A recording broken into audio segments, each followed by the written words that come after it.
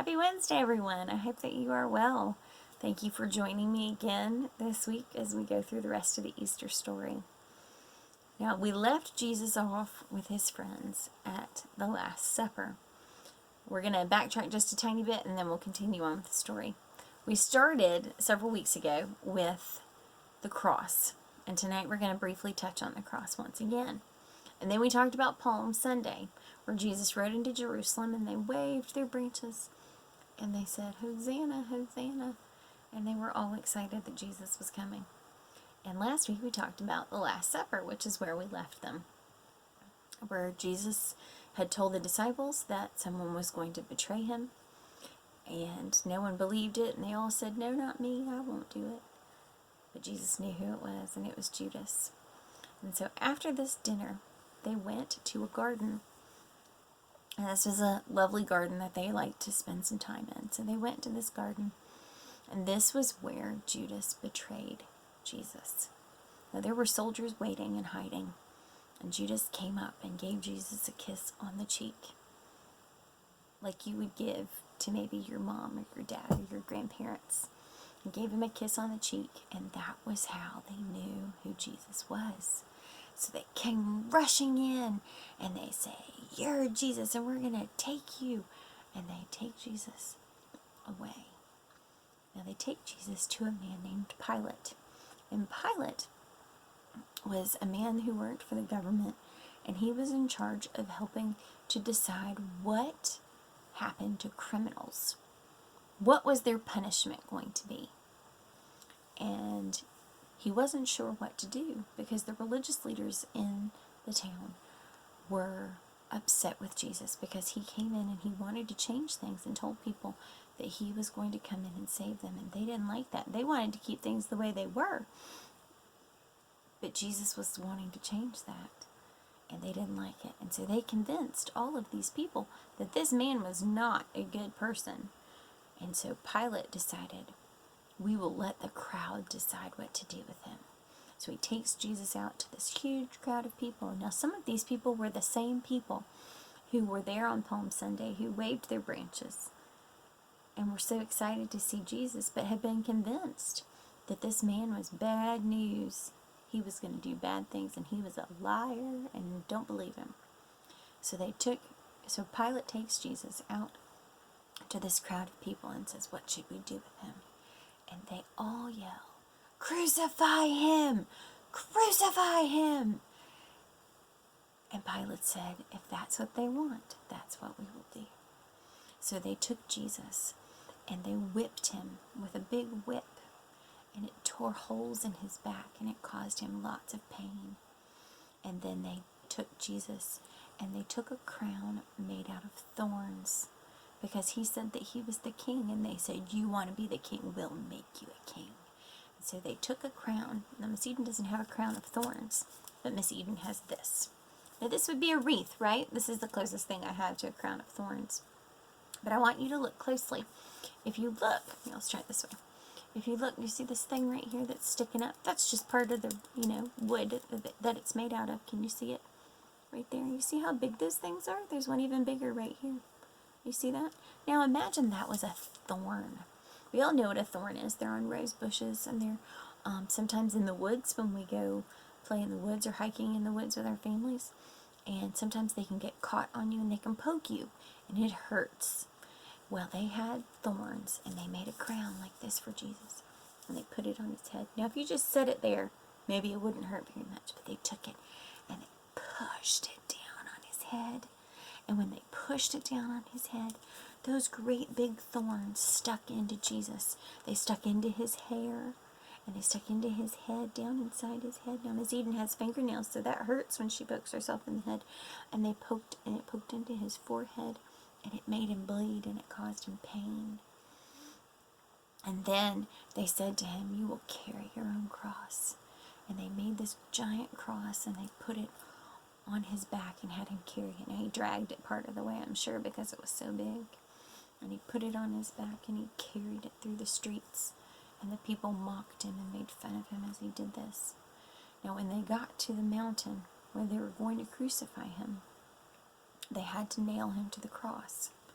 Now when he was on the cross, he was standing up, but when they nailed him to the cross, he was on the ground. And they took him and they laid him on the cross with his arms stretched out. You can't see my arms, but they're stretched out. They stretched out his arms to the side, and they took his legs and they stacked his feet one on top of the other like this. You see, one on top of the other like that. And they took nails, great big nails. If you've ever seen a railroad tie, they have big nails in them. They're like this big, great big nails. And they took those nails, like you would use with a hammer, and they took Jesus' hand. Now, it's somewhere in between this area on his hand. Now, if you poke all the way up and down this side, part of your hand and your arm, it's squishy, isn't it? There is bone there, but it's not a big bone, and it's not a strong bone. But it's squishy, right? So, if you took a fingernail, or if you took a pencil, and you poked it in any of that area, it hurts, and it's squishy. There's not a whole lot to hold it, right? There's not big bones there that you could hold something with. So they took these nails and they drove them into Jesus, right here, and that hurts. But then, after they'd hammered all those nails into him, they had to stand him up. Remember, he was laying down when they nailed him in. And then they stood him up. And we all know what gravity is. So if you have something that's here on a stick or something like that, and you'd stand it up, it would fall, right?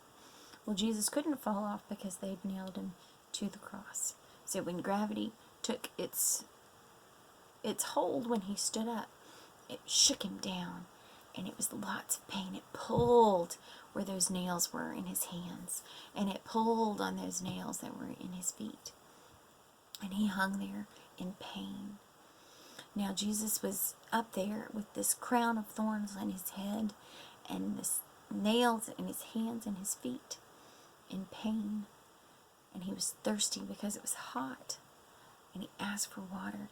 And they took a rag and they dipped it in vinegar. Now we know what vinegar is. It doesn't smell very good and it doesn't taste good at all. Sometimes you put it in things and it can taste okay, but by itself it does not taste good. And instead of giving him water, they gave him vinegar, which tasted awful, and it wasn't very good to quench his thirst. They also stuck a spear in his side and made him bleed, and they mocked him and they made fun of him. And Jesus suffered and hung there. And he called out to God to save him. Please, Father, forgive them, for they know not what they do. Because they didn't believe. They didn't know who he was. They didn't believe who he was. And he called out to God to please help. And he had to turn his eyes away because he carried the weight of the sin of the world on him. And God couldn't look at him. And finally, around noon, which would be lunchtime, the sky went completely dark. And Jesus said, "It is finished." And that was it. He was dead. He hung there on the cross, and they thought they had defeated him. Jesus' friends took him down off the cross, and a very kind man gave them a tomb to put Jesus in. Now, the tomb would not have been like we have. It's not a hole in the ground. It would have been like a rock. So Miss Eden's hand is the mountain, right? You see that? And there's a little hole. And that's where they would have put Jesus' body, inside the cave, like a cave is what it would be like. And they were afraid that someone would come and steal Jesus. So what they did is they took a great big rock. I have a little rock. It's not a big rock. But we're going to pretend this is the tomb. And they put this great big rock in front of it. Now, if this was a big rock, we couldn't move it, could we? They had big soldiers to help move those rocks. And the soldiers stood outside the tomb to protect it so that people couldn't come in and steal Jesus and say that he'd risen from the dead. But he didn't really, because they stole it. And how could he? How could he raise from the dead? So Mary Magdalene and a couple of other ladies went to visit the tomb. And they get there. Something's not right. What happened? Somebody moved the rock. It must have been lots of men who did it. And they go and they look, and the tomb is empty.